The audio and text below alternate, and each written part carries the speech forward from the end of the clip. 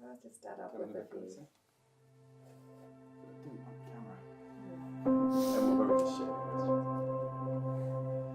Initially, we're just wanting you to introduce yourself.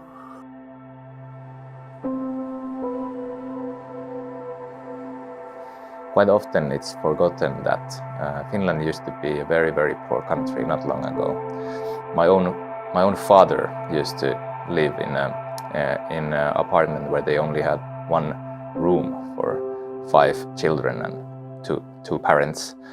And if you go beyond that 50 years, Finland was maybe the poorest country in the whole Europe. And what happened at the turn of the century back then, Finland made a decision to start to invest in education. What didn't happen in Finland was that we didn't find oil, we didn't find gold. Those were the Norwegians.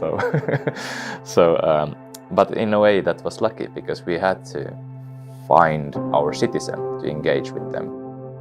I am working in a team called Governance Innovation, and we try to help different governments to cope with the challenges that they are facing now that many of the operating models that were invented in the industrial era are not giving desirable results anymore.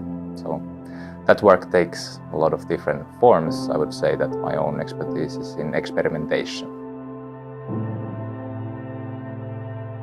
There has been a strong motivation for engaging with citizens and getting everybody on board for a long time.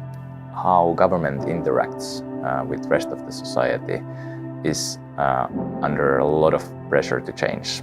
Power has been dissolving, so to say, to networks and ecosystems, which means that it has to be taking a role that is more of a role of a facilitator than a king. The pace of change is so much faster now than it was 100 years ago, 50 years ago, even 10 years ago. So this means something that the government cannot really predict very well what happens in many parts of the society. I think we need to look into next is that how can we actually integrate innovation to the core of the government activities, policy making, public project management, laws, regulation, and so forth.